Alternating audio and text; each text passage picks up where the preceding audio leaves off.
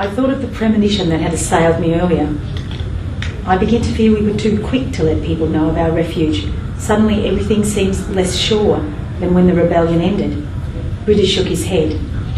If you'd kept your refuge secret, it would have made landfolk even more mistrustful and suspicious of you.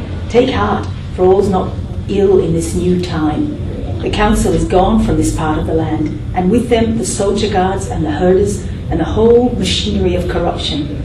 Good new laws are about to be established, and soon people will elect their own leaders. Of course there are still those who fear your kind, but many more do not, having seen clearly where your loyalties lay during the elections.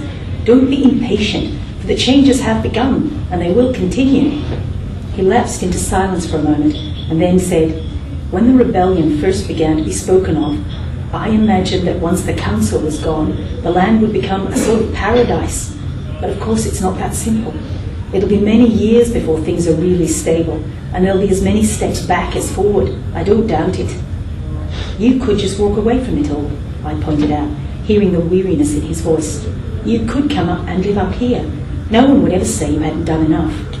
I would say it, Buddha said with gentle finality. Enough is not measured by what you give, but by what's needed. He reached out and took my hand in his. Something's wrong between you and Rushton, isn't it? I cursed his knack of knowing things he could not know, and opened my mouth to tell him it was not his affair. But other words burst out of me, low and raw. Rushton has changed since he was imprisoned in the cloister in Sutrium. He doesn't remember what happened, but something is broken in him. I can't look inside his mind to see if it can be mended, for he will not permit it. He doesn't want my talent, and he doesn't want me. There's nothing to be done about it. I looked down at Marrowman, who slept on oblivious. I was glad, for my grief would have irked him. Elspeth. Buddha said my name gently, and when I looked up, I saw pity in his eyes. Come, it's time you were asleep. He reached down, scooped Marrowman into his arms, and pulled me to my feet. He led me to the bedroll Zarak had laid out beneath one of the wagons, and I stretched out, feeling suddenly utterly exhausted. Buddha laid Marrowman gently beside me, and the old cat rolled close with a snore. He hadn't even woken, and I wondered if he slept or now travelled the dream trails. Sleep, Buddha commanded gently, and left me.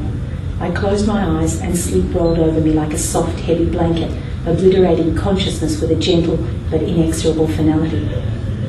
I dove through the cloudy swirl of memories and dreams that clamoured at me in the upper levels of my mind, shielding myself until I was deep enough for them to fade into a deep brown silence.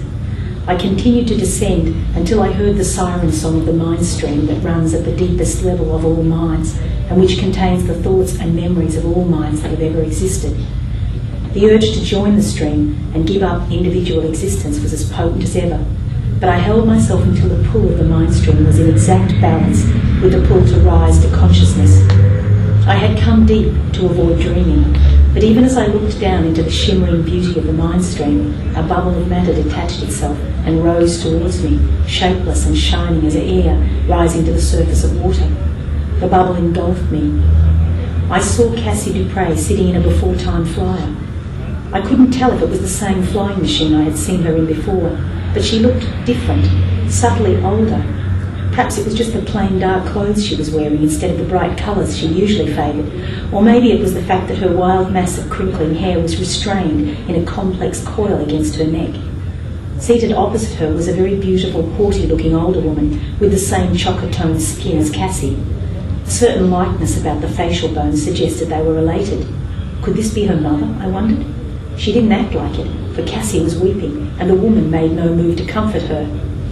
"What did you expect, Cassandra?" she finally asked, her tone irritated. "He was a spy." "He might not be dead," Cassie said, in a voice thick with tears and despair. "Don't be foolish," the woman responded crisply. "Samu vanished while spying on officials in the Chinon Empire. If he's not dead, then he will wish he were soon enough."